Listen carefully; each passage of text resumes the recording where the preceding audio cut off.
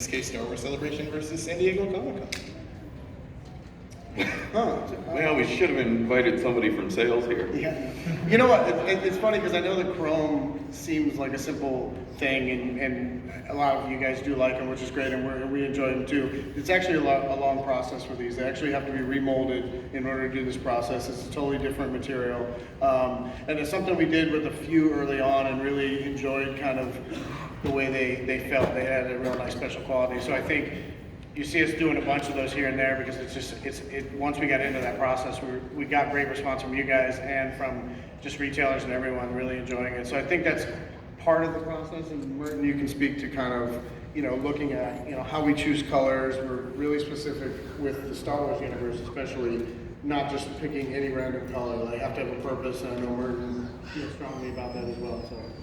Yeah, I think if we ever come close to blows, it's usually over the convention exclusives, because I have things in my mind that I think are good, and then they have not as good things in their mind that they think is good. That's debatable. Now the convention exclusives are really hard to figure out because it's an opportunity. I see the convention exclusives as an opportunity to do something insanely special, do something very, very different. And I like to push them as hard as I can to do that. It's the time to experiment.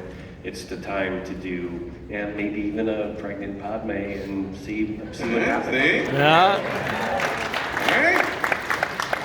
We'll do a whole pregnancy series. Just like a do-back with like a couple of babies in her tummy. Here he goes again. No? Are we gonna go to blows over there? Not a bad idea. Yeah. And then finally, two selfish questions, one for the audience and one for myself. The first, when are we going to get a Darth Sidious who is fighting Savage Opress and Maul with two sabers in his hand? Yeah. Tomorrow. Don't say that. I'm just kidding. It's not tomorrow.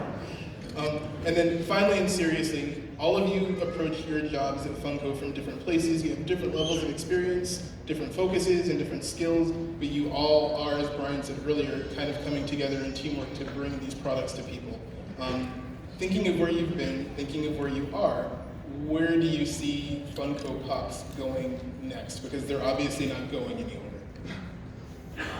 We hope not. We hope people still enjoy the pops, and we every single day we approach each pop as if it's the most exciting and the newest thing we're looking at, and we don't want to get bored with any of them. I mean, we do a lot of them. You guys see them everywhere, so do we. But we try to make sure that if it passes through at any point in our production through the art floor, and we have 83 people on the art floor.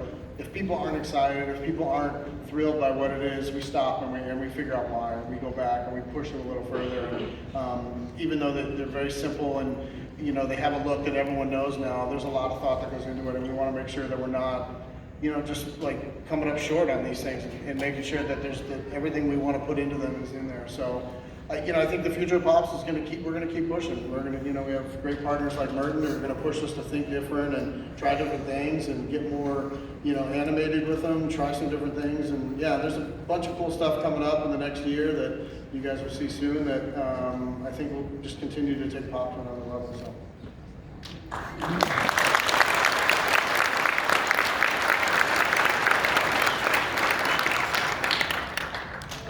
Brian, as Lucasfilm's rep, how about you? Where do you see Pops going next?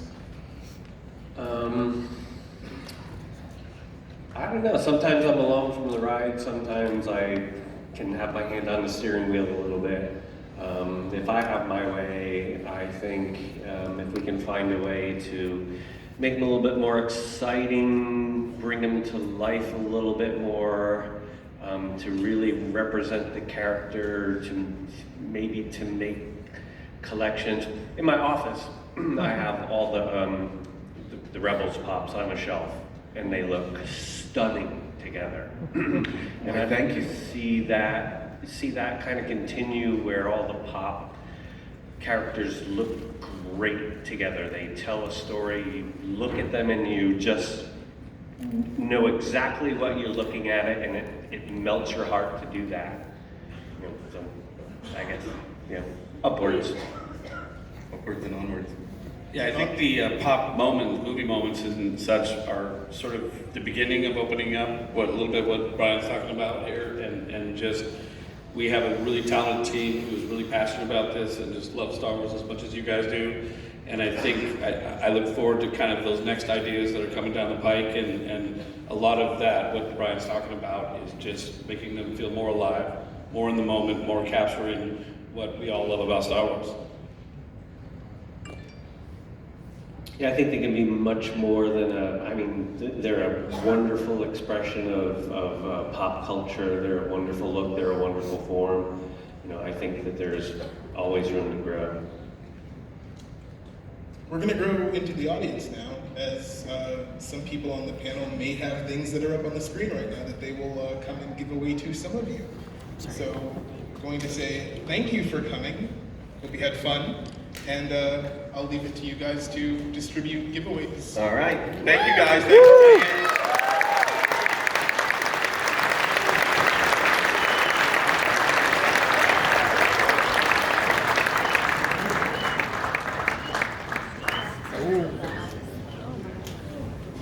Oh my gosh.